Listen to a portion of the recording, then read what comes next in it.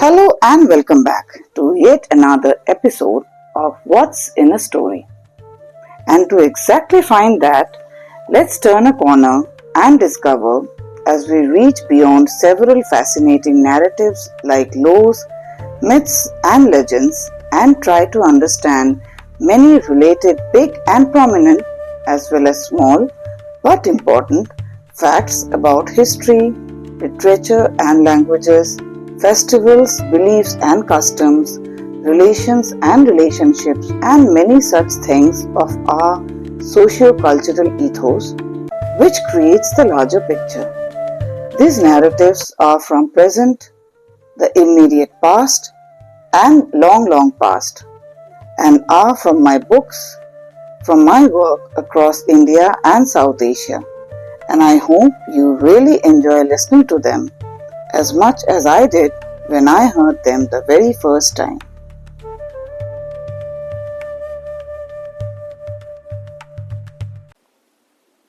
About today's story. In today's episode, let's begin by talking something different. So the other day, saw a little girl on her way from school happily enjoying an ice cream cone, and it was such a humid summer afternoon that the ice cream was melting.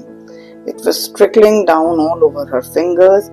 She sat down happily on the sidewalk and kept enjoying the ice cream, totally in the moment, smiling from ear to ear, totally oblivious of the fact that she needs to hurry up and reach home.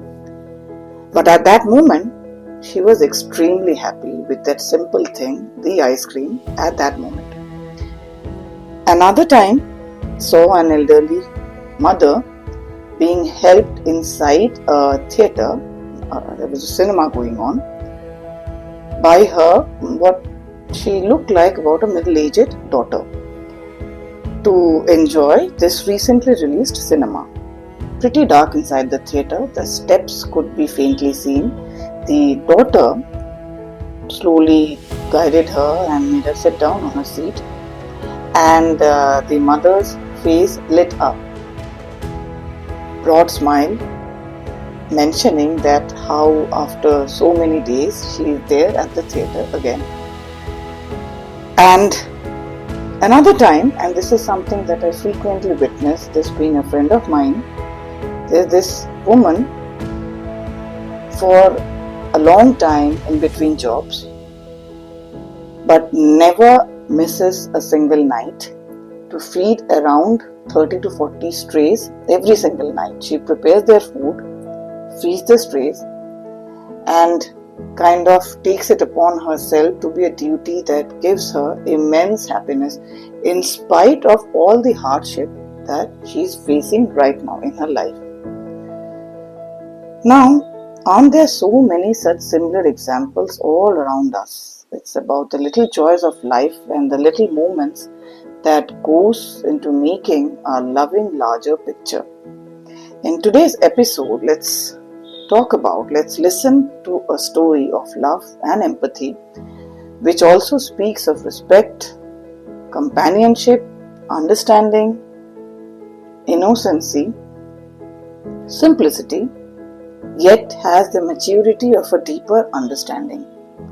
I would also like to add here that perhaps the story might seem commonplace and may seem to resonate amidst several others around us, thus making it look commonplace, but therein, I believe, lies the uniqueness of the story, and thus stories like this should be more spoken about.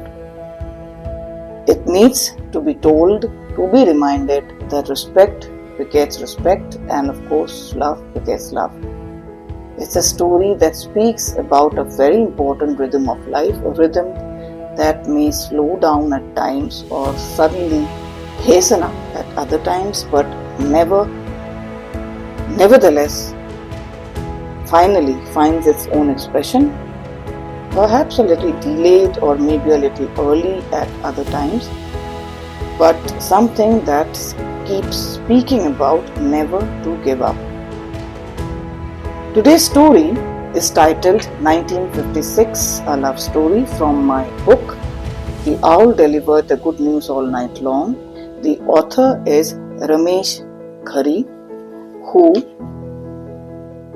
was born in 1964 in Goa and writes under the pseudonym Ramesh Sau Ghadi, a farmer and a fitness trainer by profession. He writes both prose and poetry.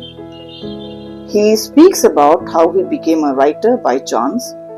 He traveled for work to the Gulf region in the 1990s and began missing his village terribly. The nostalgia and thoughts of his village encouraged him to write poetry and short stories about his village life. He has been writing poems and prose for the last more than 15 years, and his poetry, short stories and essays have been published in leading publications of Goa.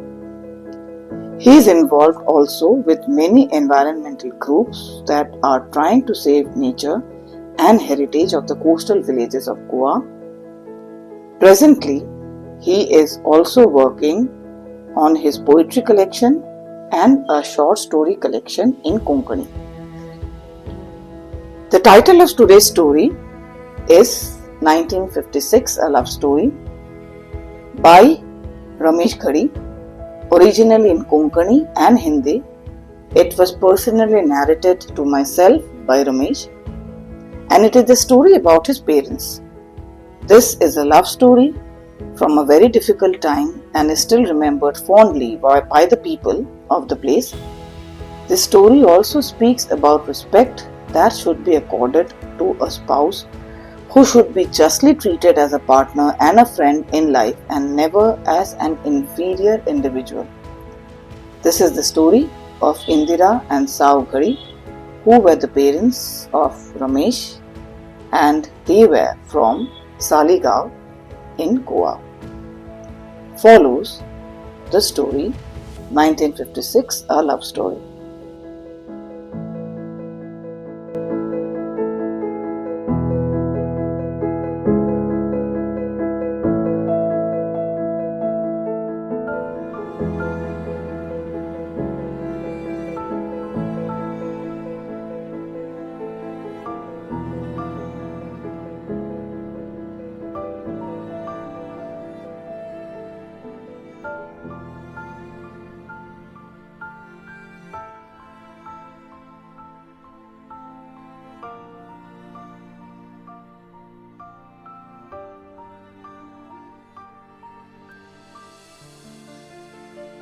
The story 1956, A Love Story. Now this story concerns the western Indian state of Goa, which is located on the west coast of India and was a Portuguese colony from 1510 to 1961. The small coastal area was a very important trade hub for the eastern spice trade. It was also the capital of the entire Portuguese Empire east of the Cape of Good Hope for 450 years. Today, in spite of its small size, the state boasts, according to the 2023-24 latest data, of a high per capita income, being the second highest in India after the state of Sikkim. The story 1956, A Love Story. In the early 1940s, during the Second World War, some villages in Goa experienced an outbreak of a smallpox epidemic. Many lost their lives to this incurable disease. It was a very difficult time. That year, just before the annual Ganesh Chaturthi festival, which normally takes place between the months of August and September, Ladu Ghadi, the coconut plucker, got busy to prepare for the festival like many others in the neighborhood. One evening, he saw minor rashes on his shoulders, and by next morning, his entire body was covered with rashes, followed by very high fever and unbearable body ache. Very soon, neighbors came to know that coconut plucker Ladu has got smallpox. As it was an infectious disease, people were instructed to report all cases to the government. The patients were taken away by the Portuguese soldiers to the Reis Magos jail, which was converted into a quarantine center. Very few were lucky enough to return from this quarantine, and Ladu was not amongst them. His wife Savitri became a widow at the age of 32. Ladu Ghadi had left 2 fields, a small hut without clay walls, and 8 children to feed. Savitri was a strong woman and worked very hard in the fields. She grew sweet potatoes, chilies, onions, and vegetables and sold them in her mother's village in the Saolim market, 13 kilometers away from her village. She had 2 friends who had met with a similar fate, Filzu and Philomena, who had also lost their husbands to smallpox. In 1947, after India gained independence, many Goan youths began travelling to Bombay, in Maharashtra, in Western India, in search of work. Times were rough, and jobs were very difficult to find, and above all, wages were abysmally low. Savitri's son Saju was practically quite fed up with his shepherding and farming duties, all of which yielded very little wages. In 1951, he ran away to Mumbai with another friend and got a job at Kulaba in the Godrej Company. He started out as a labourer but learned to drive, operate forklifts and push shovels too. 3 years went by and he refused to return home.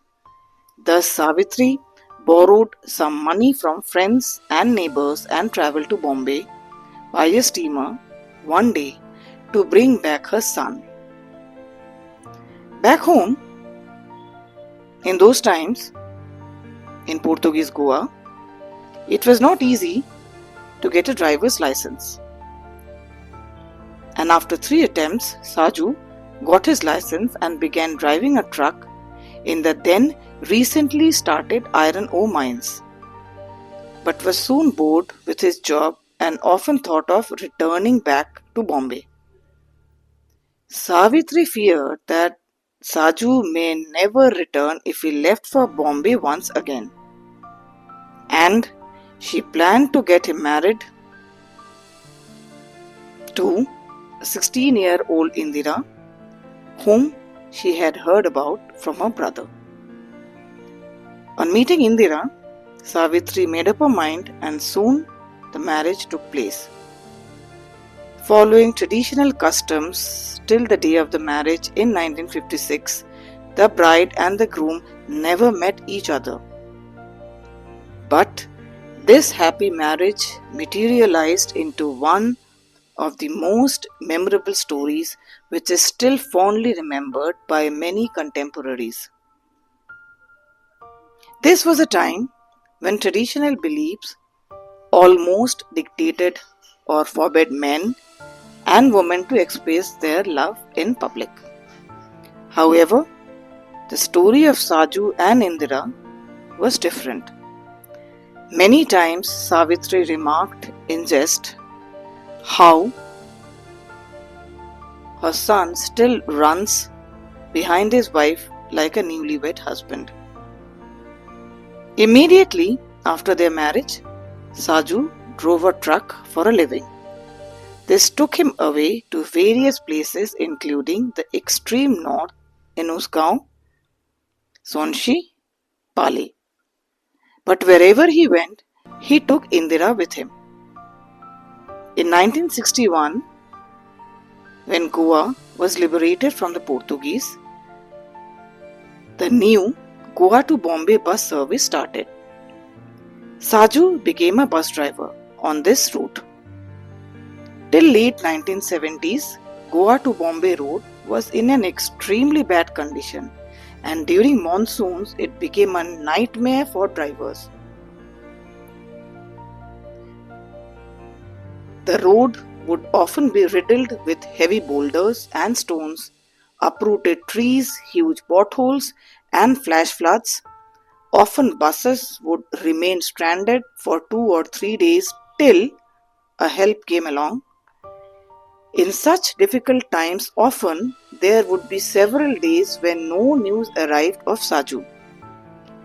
Indira, in these times, would sit in the Devghar, the prayer room inside the house, praying with her eyes closed for several hours and eat only after she heard news of her husband's safety.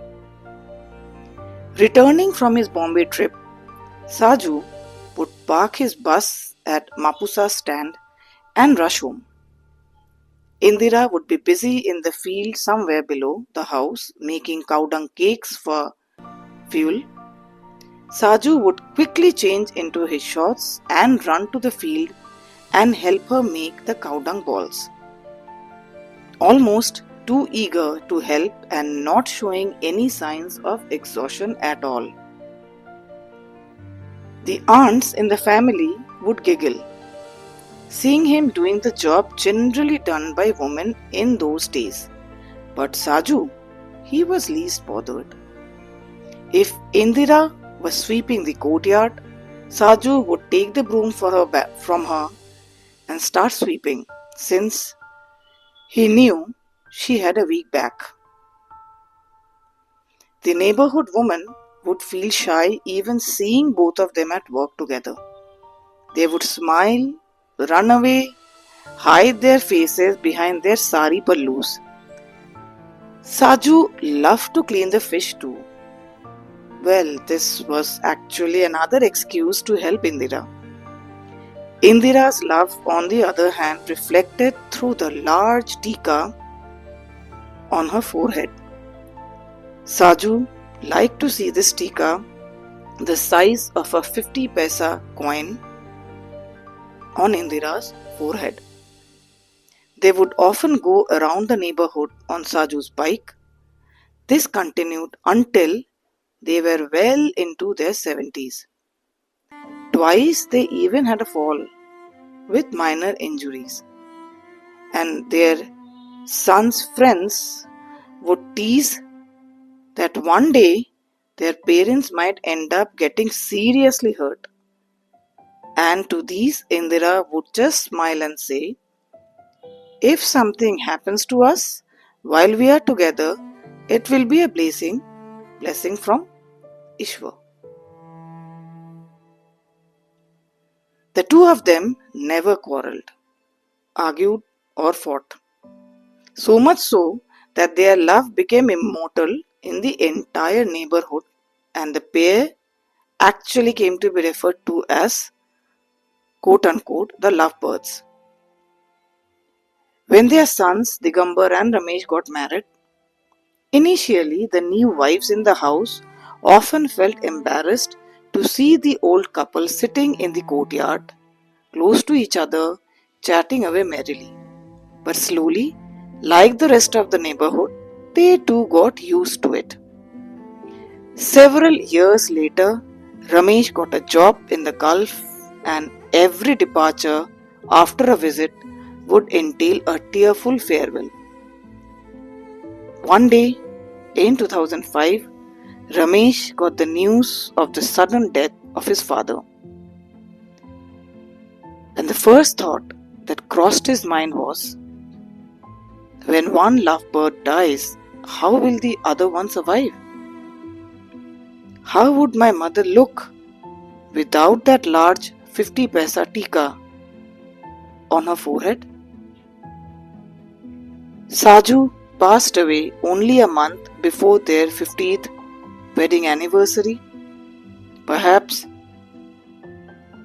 God had other plans, and without a warning, the 1956 love story came to a sudden end. But the story is still remembered fondly till today.